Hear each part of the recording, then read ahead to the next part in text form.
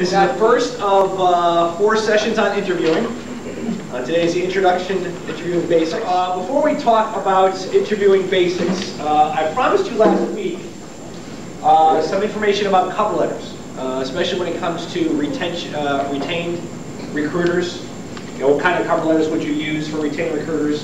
One of the handouts today were 3 cover letters, which corresponds exactly to the 3 resumes I gave you about 4 or 5 weeks ago from Audrey Jones, Joanne Smith, and Elizabeth Johnson for the positions of Credit Customer Service Management, MIS Professional Systems Consultant, and Technical Service Systems Project Management.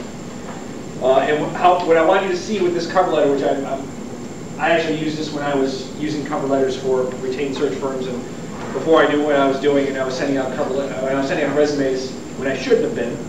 I used a cover letter like this. And the thing I like about this one is you can see very quickly in the middle of the page, results achieved to date include, and there's 4 or 5 bullet points of the top results you achieved to date. You want to make sure you're grabbing your audience's attention very quickly, and when you hit bullet points and when you are able to really take the exact results out of your resume and put them on your cover page, it's always very helpful to grab someone's attention. As I said before, I strongly do not recommend you using cover pages and sending out resumes when you could be networking.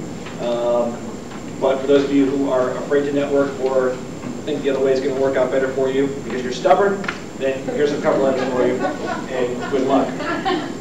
Okay, how many people have called at least one person to schedule a networking meeting? D, way to go! All right. Has anybody else called anybody yet? Okay. Well, I strongly advise you. Time's running out for some of you. I mean, we're talking about middle of September to end of September for part of the group here. I strongly encourage you, and even for the folks that are staying till December, some of those folks are leaving in the middle to the end of September. So you're going to want to pick up the phone and try to call those folks up. How many of you folks have worked on your 2-minute drill? I know that 1, 2, 3. Okay, several of you worked on your 2-minute drill. Hey, it's great you guys are coming to class. It's great you're listening. It's great you have the tapes. But if you don't do any of the homework, you're going to be screwed when the day after you're no longer working here. Okay, let's talk about interviewing and the purpose of an interview. You know, I think I used this analogy before, but I'll use it again.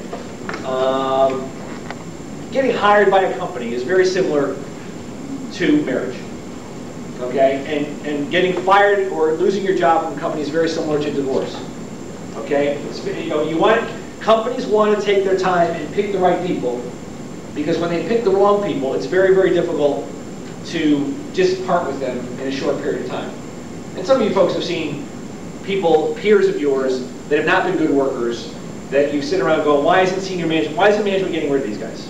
They're goofing off. We know they're goofing off, and why aren't they doing something about it? You don't know behind the scenes that we've given out a warning, and then we've given out a second warning, and then we've given out a final warning, and then somehow we've left. But that process takes between 90 and 120 days. You can't just go up to D and say, D, you're fired.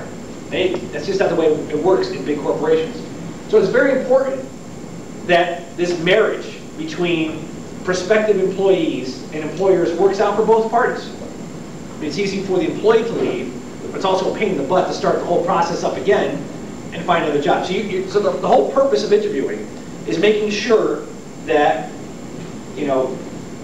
you're happy with where you're going, and you have as much information as you can get, and they're happy with hiring you, and they have as much information as you get, so this can be as successful as possible. So 2 parties are going to learn about each other. From the company's perspective, what skills, what competencies do you bring? Do you have the ability to do a job that they want you to do? Okay, do you have the necessities to come in and start working at the job they have for what they need? And will you fit into their culture? What kind of person are you? Are you a good person? Are you an outgoing person if it's an outgoing culture? Are you a quiet person if it's a quiet culture? There's almost no right and wrong answers, as you're going to see in our next lesson, when it comes to some questions around your personality. Sometimes you fit into the culture, sometimes you don't. But that's what they're going to want to find out. From your perspective, a lot of you I know are worried, and a lot of you I know are a little scared. And one of my worst fears for you folks is you're going to take the first job that you're offered. Because it might not be the job you want. Is this a job you want? Is this a boss you want to work for? Now, I've been working for a lot of years, and the two things I have found, and think about your own careers, the two things I found about being happy in a work environment is, one, do I like the work? And number two, do I like the person I'm working for? If either one of those is incorrect, doesn't work, you're unhappy. Do I like the work and do I like our worker? That's the first two questions here for you. Is it a job I want? Will I like the work and will I like the person I'm working for? And you're going to want to ask a lot of questions. We're going to go over some of those questions you're going to want to ask next class to make sure this is a boss you want to work for. Because, again, you only have several hours to try to make this this determination whether this is someone you want to actually work for. Will you fit into the company values and culture? And is this business stable or growing? So if it's not stable, if it's not growing, it means it's unstable and it's shrinking. And for those folks for the 1,300th person who started working here in American Scandinavia, I'm sure they at that time thought that the business was either stable and or growing. And now that we're down to 600 people here at the Shelton campus, it's obvious that we have not been stable and growing for several years. So you want to try to find an environment. And sometimes you can find that out, sometimes you can't. And that's part of why networking is so important, is you can find out from people that you know, or people that you know that they know people, what's really going on behind a company. And again, the key question is Subway. Why are they hiring? Are they hiring because they're growing? Are they hiring because no one wants to work there? And I don't know the answer to that, but through networking we're going to find out what that answer is. Okay, interviewing purpose. I can't emphasize this enough. You have to sell yourself. You have to brag about yourself. Now I talked, and none of them are here. It's unfortunate, because if they were here I would tell them. But as you know, 4 people went for the broker services job, and 3 were hired. I got some feedback on how their interviews went.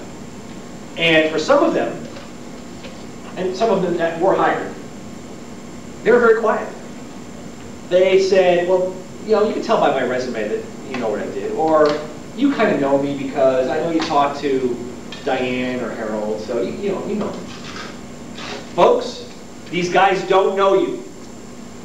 If they looked at your resume, they might have glanced at your resume. If they didn't memorize it, they don't understand it, you've got to talk about that resume, you've got to talk about your accomplishments, you've got to talk about what great things you do, you've got to talk about your skills, you've got to brag, you've got to sell them that they want you to hire you for their position.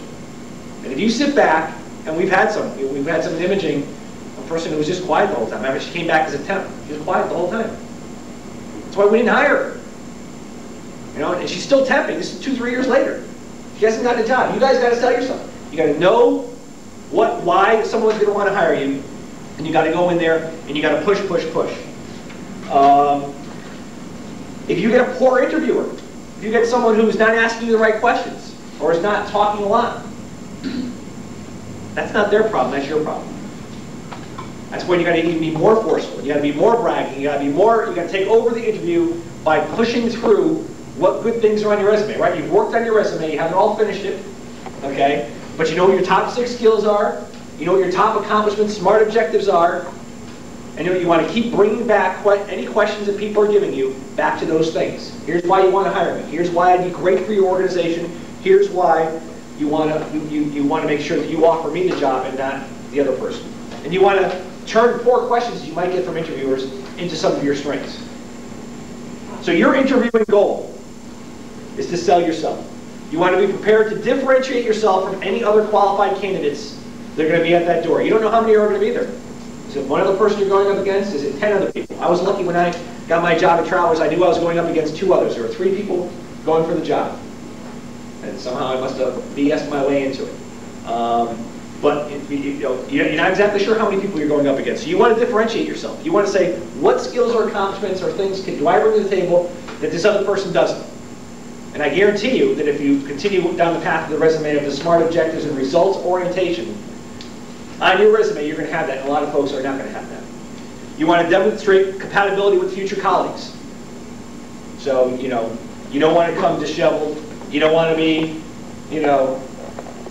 picking your nose in front of the new people. You want to show that you can fit into a culture, and that you want to be part of a team, and you're excited about being there.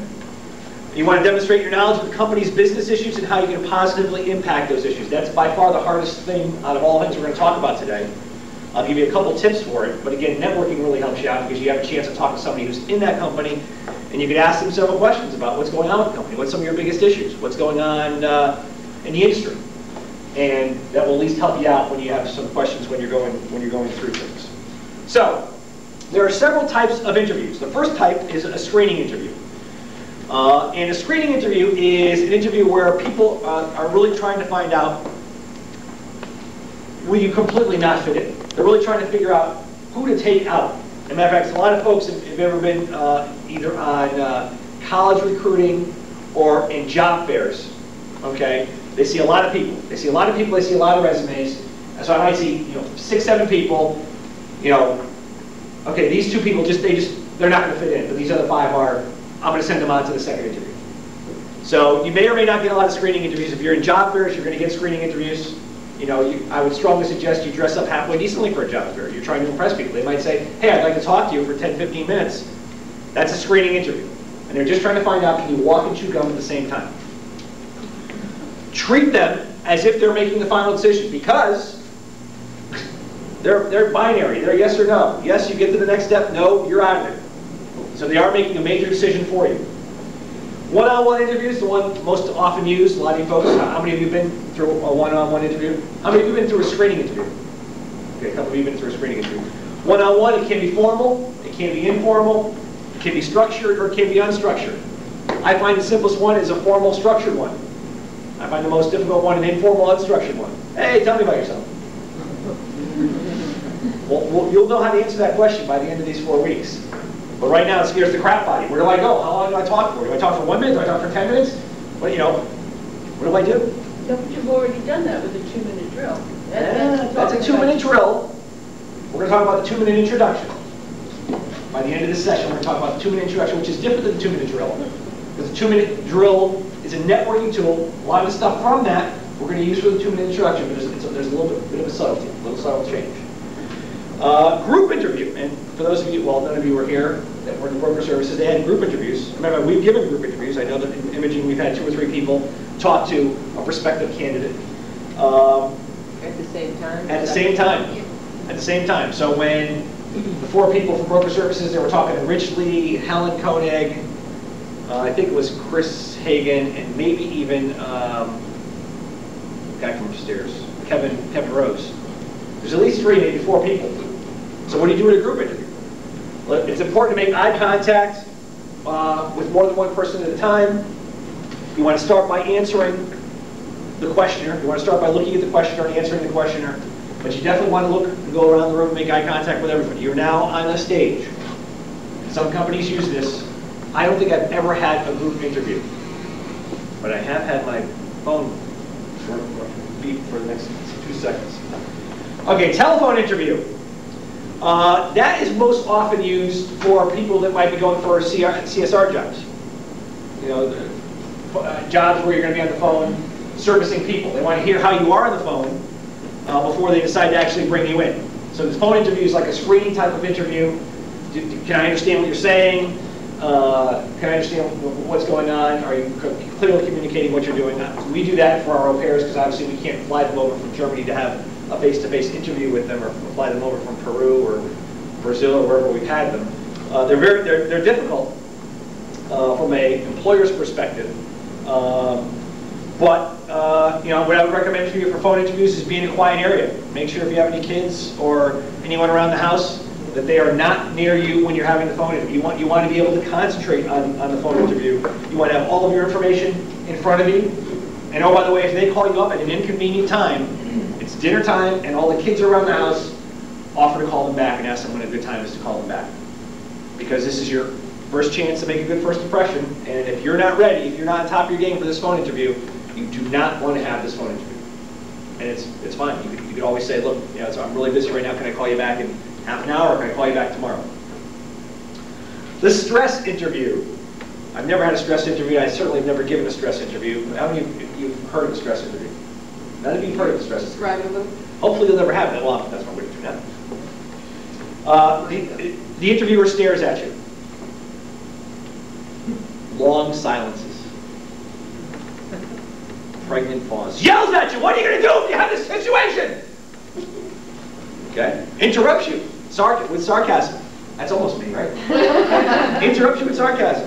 What you need to do, and this doesn't happen that often, this was a little trick people used to play like 10, 15, 20 years ago, but it's kind of gone by the boards, is you need to relax, you need to take a deep breath. They're trying to throw you off your game, answer as much as possible. You know, if they start interrupting you, slow it down even more. Don't be defensive, don't argue. They're going to try to get you in an argument. Why did you do that? Why would you, blah, blah. Just relax. And when they finally are silent for you for a long period of time, and it's very, uncomfortable because they want you to keep talking, you can use that time to ask questions for them in the company. So you kind of flip it around and turn it around. So, again, you shouldn't see a stress interview, but you might. And some of you might. Have you ever been to a meal or cocktail interview? Okay, some of you have been to that.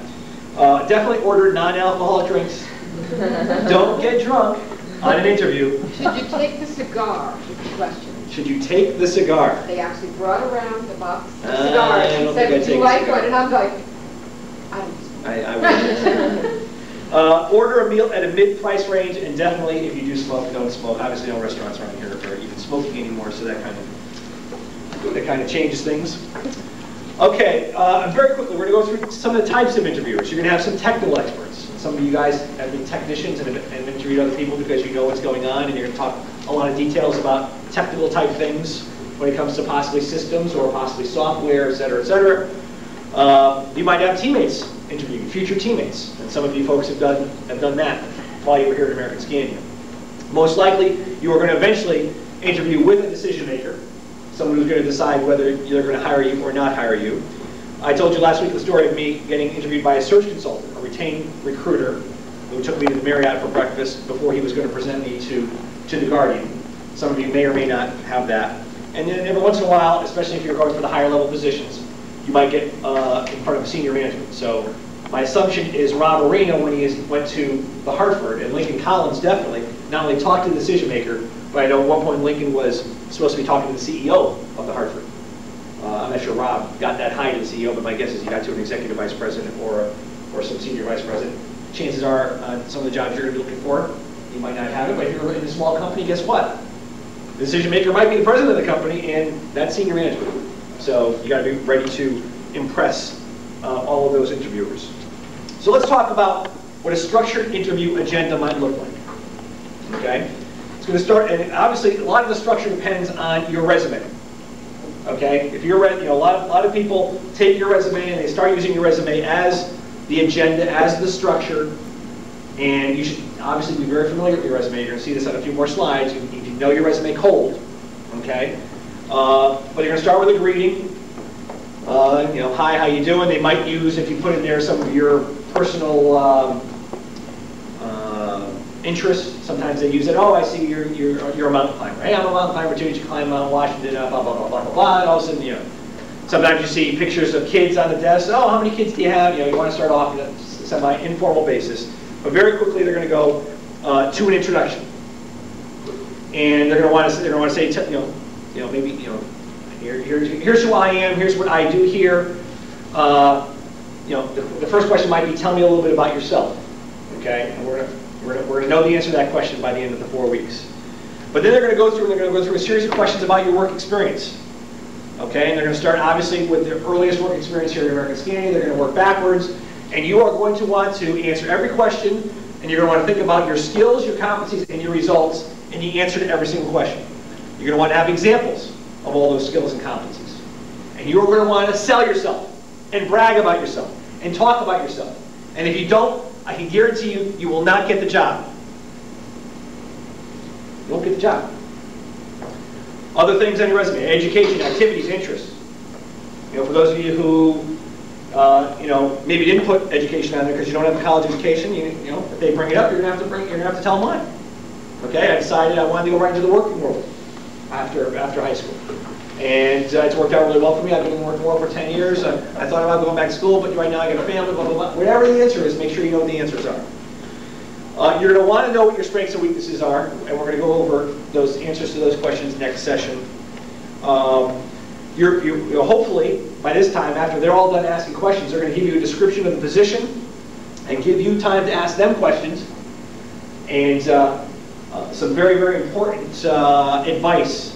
Say you're going to talk to 3 or 4 people, okay, on an interview. It's going to be 3 half-hour interviews.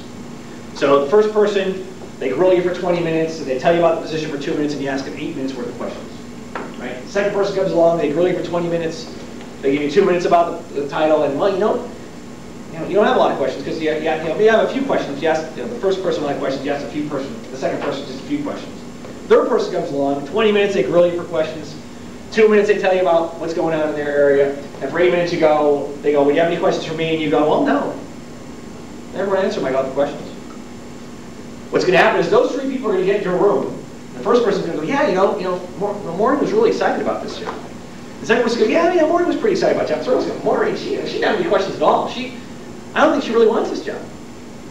And what's the difference? The difference is you didn't ask any questions. So I would strongly suggest that whatever questions you ask the same questions to all 3 people. First off, you might get some different answers, which would be kind of interesting. And second off, you're going to find out, what's the difference in the cultures within a company, because as you know, there's different cultures within one company. People who work for Harold Derrick's shop have a different view of the world than people who work for Lisa Foote's shop or Rob Arena's shop or Jack Hirschler's shop. And plus, you're showing you're interested to all 3 people. Oh yeah, they asked all. Boy, Maureen asked question after question. She was really, really interested. I believe she really wants to work. That she's enthusiastic. She really wants this job. So I would strongly suggest, when it comes to candidate questions, you ask question after question. In the close, and we'll talk a little bit about that, make sure you get a business card because you're going to want to send a thank you note to every single person you interview with. And you want to make sure you get their name right and their title right, and you send the address to the right person. So, and the close usually ends up with the next step, hopefully. And the next step might be, human resources will get back in touch with you, or you want to try to get a timeline on it. Well, what do you think your decision-making timeline is going to be? Is it 1 week, 2 weeks? Is it, by the end of the day? What kind of things are you thinking? So you're not waiting by the phone for week after week, to see if this job is the job that is going to be offered from you, to you. Okay, what to expect from an interviewer? Your interviewer is going to focus on your past performance. That's why knowing your resume and having a very sharp resume, which you're all going to have by the time you leave here, hopefully, one way or another, is very, very important. They're going to be asking you, what did you do? What did you have? What were you responsible for? What examples of different things can you show them? They're going to ask you open-ended questions. If they ask you closed-ended questions you can say yes or no to, you better turn them into open-ended questions. So did you like your last job? Yes. That doesn't cut it. Because what they're really asking is, why did you like your last job? They're just not smart enough to ask you that question. So you want to tell them, oh yeah, I like my last job because I enjoyed the people I was working with, and we were always busy, and we had a lot of things to do, and I really like being busy. Talking about skills, and what does he want to hear? What does she want to hear when you're interviewing? I like doing work. I like doing a lot of work. I want to make sure that I'm busy all day. Day goes by faster. I like working hard. The interviewer, if he or she is good, will be making you talk 75% of the time, and they're going to have a pad, they're going to have paper, and they're going to be taking notes. I talked to a few of you folks over last week about how you guys are you're not sure what you should do with your hands, and you're fiddling and you're pulling your ears. You're the ear puller, right? And you're playing with your ear. You can take out your pad and paper and you can write notes too. You can write. I don't even care if you're writing a love note. Pay attention to what's going on here, but at least it looks like you're doing something from a business standpoint instead of going like this or going like this. Because you're nervous. You're nervous. The interviewer is probably a little nervous as well. But it's okay for you to take out a pad and paper and write down notes. You might write down a question. Boy, I never heard that question before. I want to write that one down. Also, it might give you time to think about what your answer might be. The interviewer is going to give you very limited information on the position, so you're going to want to ask more information about the position, especially toward the end of the conversation. The interviewer will most likely give you long pauses in the conversation.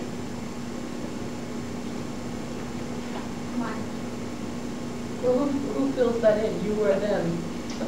Well, what else would you like to tell me about the position? Well, looks like you just filled in my long pause, all three of you. Thank you. Because people can't stand long pauses. Someone's got to say something. But is it positive or negative? If you just left the pause there, is that seen as negative or positive? Neither. I mean, again, you have a chance to sell yourself. If you want to keep talking, they rarely do it with me. Because I'll keep, there's only there's only a half hour, there's only an hour. I'll keep bragging. I'll keep telling about, and then I did this, and then I did this, and then and you want to brag about things not only you did, but you did with teammates. You're a team player, right? I mean, there have been some individuals here at American Scandia that have not been team players, and I. Okay, I did this, we did this, my team did this. You want to sprinkle those guys out there. Again, you could use that long pause to flip it around and ask a question, or the last part, and I think it's on one of my slides, you could say, is there anything else you want to know about that? That kind of, not they can't do that, they can't go anymore. Hello, are you awake? So that kind of flips it back into their ballpark. But they don't, I like long pauses. Go ahead, I'll keep talking. I'll take over the interview. They will not ask you personal or illegal questions. They might, but, and we'll talk about what they do if they do ask you personal or illegal. It's illegal to ask personal questions. It's illegal to ask you if you're married, if you have kids. You could bring it up. If you see pictures of kids, oh yeah, I have a couple of kids as well, you can bring that up, but it is illegal to ask you a lot of those types of questions. If someone brings it up, is it okay to continue the conversation if you're the interviewer? Or do you have to just basically... Well, I'm going to recommend to you, and it's going to be in our next class, you answer the question as best you can. I might write down the question because, I'm not saying everyone's lawsuit happy, but if it's something really big that you think you have a problem with, you could go further on it, but you don't want to embarrass the interviewer right then and there. I'm trying to think if I ever had someone ask me what would be deemed an illegal question. I can't remember that. But I've had people who work for me before they were trained ask illegal questions. I said, you ask what? There's certain things you just can't ask, and you want to, so you're a woman, so you're married. Your husband let you, work overtime? That's illegal. Or someone says, I have kids, and then they say, oh, do you think can you work late when you need to, and all those things if you have kids? Or is there anything to prevent you from being staying late? Well, they can ask that question. Can you repeat Rita's question? Rita said they could ask you, is there anything that would prevent you from working overtime or staying late if needed because of emergencies? So that's legal? That's legal, because you're not asking about kids. It could be, they could be... My gerbil. They could be what? My gerbil needs me at home. Yeah, my gerbil needs me at home. My gerbil needs me at home. I haven't heard that excuse yet, but maybe that could be a true one. Okay, so, preparation. This is for your perspective, okay? Know where you are going and arrive early, okay? There's been horror stories about getting lost. There's horror stories about having car problems. There's horror stories about a lot of different things. Know where you're going and arrive early. Again, know something about the job, know something about the company as best you can. Sometimes you will, sometimes you won't. Depends on your source of information on the job, whether it be a recruiter, whether it be someone in your network, or it's something in the paper that you will network in to get into that piece. And again, we'll talk about how you can find more things out about the company. Professional confidence. Okay, this says rehearse with others. I can't even get you guys to pick up the phone and network with others. I can't get you guys to work with your partners on things. So I'm putting this up here because you should do this. It would be good for you, but you're not. You're not doing it. But you want to have professional. You want to be confident. You want to brag. You want to walk into this job with, damn, these guys should want me. Damn, I'm good. William. Should you be careful of coming off as too arrogant? That could be a turn off to the person interviewing you, or... Yeah, too arrogant. The question was, should you be worried about becoming too arrogant? There's certain people I've met in my life that should worry about that. Most of the people in this room do not fall into that category. Most of the people in this room would be faking it if they were confident, right? You're nervous. You're going into a session, but you got to talk yourself into they want me. I mean, I believe when I walk into interviewing sessions, I'm very confident. I don't believe I'm cocky. I don't walk into it like, hey, sell me on why I should work for you. That'd be cocky, right? So some people might say, whoa, I'm not telling you anything about me. You tell me why I should work for you. I think that's a little cocky. But confidence, eye contact, leaning forward, strong voice, instead of being a weak voice, not answering, weak answers, yes, no answers. You need, be confident. Be confident. Know the answers to difficult questions, and we're going to learn about the difficult questions next session. And we're going to tell you what some of those answers might be. I'm not telling you what answers should be. Know open-ended questions to ask. Again, that'll be next session. And know what to take to the interview. And again, I would strongly encourage a pad and paper. Maybe a what are those things called with the covers? Portfolio. Portfolio. I take a portfolio with a nice pen, maybe 2 pens, in case your first, pen work runs out, and you're writing up there, all of a sudden it runs out. You're going to go, oh, now you're going to be flustered. You want to do things that are going to make you feel comfortable. Wouldn't you advise against a woman taking a pocketbook? I mean, I usually have always taken a portfolio and taken one key off the ring and had a place to tape it, and not bring a pocketbook. I think can be. I'm not sure either way. I've never, anyone who's come to me with a pocketbook, I never go, oh, they have a pocketbook. I'm being honest. I don't think it's one way or the other. I'm going to tell you how you should dress, but I'm not going to tell you, It might be nice not to have to worry about it. I forget it. It's unnecessary, and it almost is like a gender thing, and you're trying to be genderless. Well, I would go into what Maureen said, which is, if you forget it somewhere, now all of a sudden you all of a sudden are an airhead. Right? I left my pocket with glass. You don't want to come across to that. So it's one less thing to worry about. Right. So I might go on that route. Correct. What to wear? We have one guy and everyone else is a woman. Okay, so let's go through the women's one very slowly. A suit or a skirt and tailored blazer, dress with jacket, conservative style and color. The most conservative colors you can get are blue and gray. I would also even kind of hesitate to stay away from the brown and the beige family if you could, but women can get away with it more than guys can. Matter of fact, guys are really blue and gray. Matter of fact, if you have any questions whatsoever, I'm not an expert in this whatsoever, but if you have any questions, and I did this when I got out of college. Matter of fact, it was one of the things I did right before I was leaving college, is I bought the Dress for Success book for men, which has had, and now there's one for women. It's had quite a few different editions, different articles, and I knew absolutely nothing about clothes. And you might think I still don't. But in college, I was even worse. But I learned a lot about business attire, and when we had business attire, I was fairly good at dressing in business attire and matching. I actually even matched. I really did. And it taught you which ways to go conservatively. So if you really were completely a loser when it came to clothes, which I kind of am, it kind of really was able to tell you what things you could do. It gave you ideas on how to save your clothes, so et cetera, et cetera. But for me, it was what type of clothes to buy. For instance, for a guy, I never knew that you almost always had to buy a silk tie. If you bought anything less than a silk tie, it was taboo. Because silk shows quality, shows confidence, and polyester and clip-ons and all those other things. I never had a clip-on tie. Well, maybe just a little. Around 6 or 7, I had a clip-on tie. But polyester, any of those other kind of ties, and also different patterns of ties. So there's a whole big slew of things for guys about what to wear. The same thing is true for women. Is black too stern? You had said blue and gray. Beats me. For women, it beats me. It beats me. I mean, I would get the Dress for Success for Women book. I really would. Only if it's been updated in the last 10 years. It's been updated in the last 10 years. I mean, those things are updated almost every year or two. When I have it open, I did. These other ones are very, very important. Minimal makeup and accessories. You don't want to over-accessorize. You don't want to have people looking at the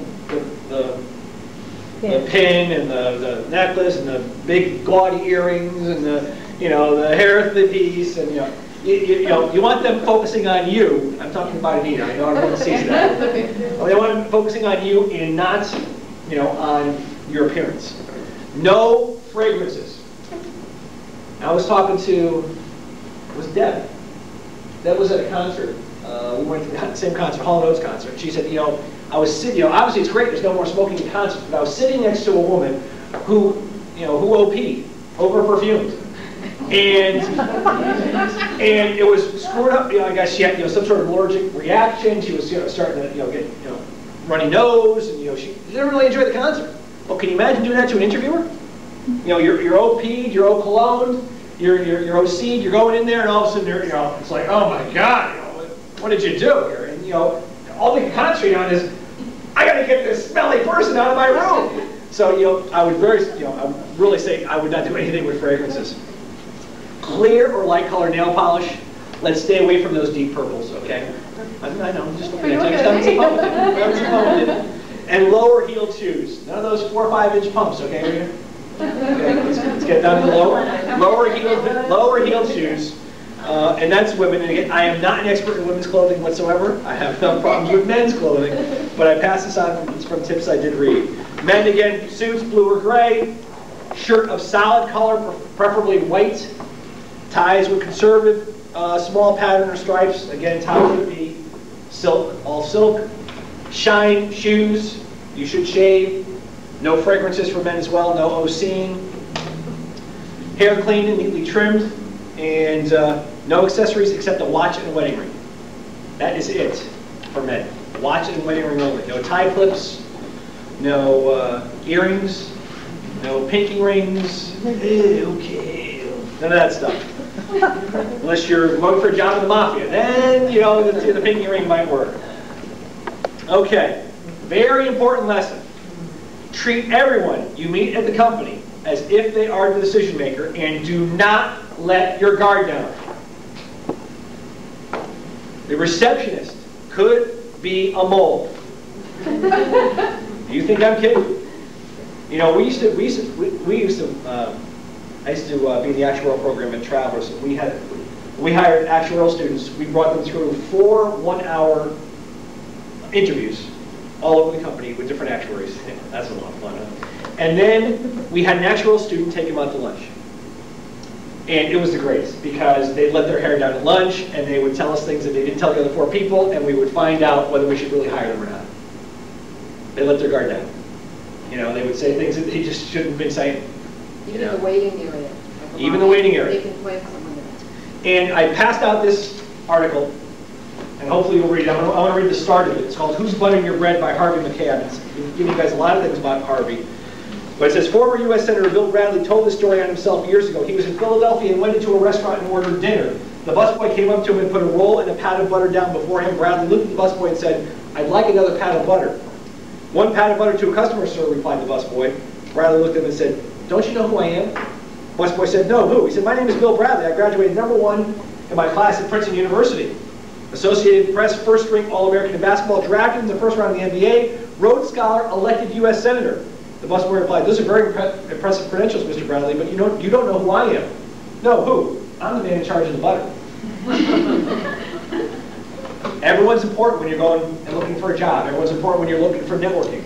And you can read the rest of this article, but it kind of reminds you that you want to treat everyone you meet at the company as if they're your decision maker. Even when on job fairs as well. Those guys have a lot to say as to whether you get into the next line. Okay, first impressions. Everyone knows about first impressions. The first 5 minutes are the most important. Firm handshakes. Eye contact when you introduce yourselves, because you're going to come in, you're going to go into a room with somebody who's probably in someone's office, you're going to go into a room, a conference room, and you're going to go out, give a firm handshake, and you're going to want to make eye contact and say, well, hi, my name is Harold Derrick. Very nice to meet you. They're going to say who they are. Some of these body language things are very important. You want to sit as close to the interviewer as possible without being in their lap. You do not want to slouch. You do not want to lean back. You want to lean forward, slightly lean forward, actively listening. You can lean forward with a pad in your hand, and take notes. Again, eye contact at all times. Natural type gestures, no fidgeting, no tapping fingers. That's kind of obnoxious. Clicking pens are obnoxious, right? People don't want to hear, I'm nervous, I'm clicking pens, I want to see that foot moving. I'm nervous. I'm going back and forth, I'm nervous because it's really, stop! the interviewer wants to say. You want to keep the interviewer calm, you want to be calm, you want to take deep breaths. And for first impressions, you want to go over your 2-minute introduction, because they're going to eventually say to you, so tell me about yourself. If they don't, you don't have to worry about your 2-minute introduction. But if they sit back and they go, oh, I got your resume in front of me, I really haven't read it that well, I kind of just glanced at it, so tell me a little bit about yourself. Okay? What is your answer to that? So you're going to take some of this stuff from your 2-minute drill, but what you're really going to do for tell me about yourself is you're going to focus your first 30 seconds on personal history. Okay, I was born in Bridgeport, Connecticut, but I grew up in Shelton, Connecticut. I went to Shelton High School and graduated top 5% of my class and went to the University of Connecticut. You might have heard the University of Connecticut won both the men's and women's basketball championship in the last year. Do you think they're a sports fan? You might say that. You might see, you know, a bunch of sports things out there. You might see a UConn banner. You know, who knows? Graduated from the University of Connecticut, magna cum laude, with a math, actual science background. Boom, boom, boom. That's 30 seconds about myself. I might tell people, I probably would not tell people I'm married with 2 kids at this point in time, but I'm going to tell them about where I grew up, my education, my background, how I was raised. Okay, and then the next 90 seconds is going to be the career history from your 2-minute drill. Chronological description up to the present day. I started out working at Travelers. I worked there for 13 years. I went through the actuarial program. I got out of actuarial stuff. I started working on non-traditional actuarial things, where I did product development, I did marketing, I did customer service, boom, boom, boom, my next job, my next job, my next job. I want to minimize details of the earliest work, more expansive on the last positions, obviously focusing on results, what things you did, why you were so good at your past job. Okay, I batched 120 checks per hour for CFE.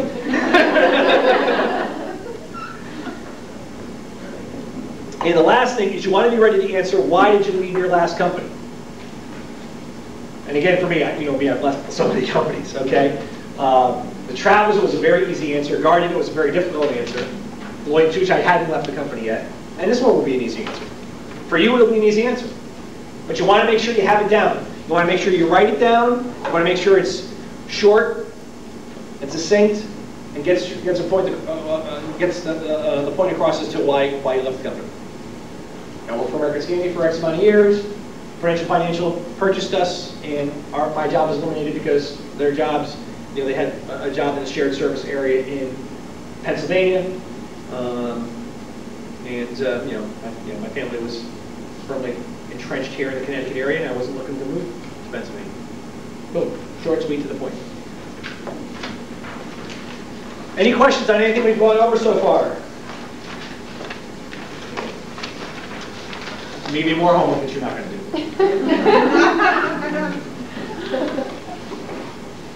But I am going to give you one assignment right now, after I give you the homework. So first let's go over the homework. I want you to develop your 2-minute introduction, which is different than your 2-minute drill. I want you to write it out. I want you to practice your 2-minute introduction out loud in front of your partner. How many people can remember what their partner's names are? Raise your hand. Okay, a few of you can. Excellent. That's great. My partner didn't write their name. Develop the answer to your question, why did you leave your last company? Again, short, sweet, to the point. Practice your answer out loud, again, in front of your partner. And please call more people from Shelton Operations to schedule a networking meeting.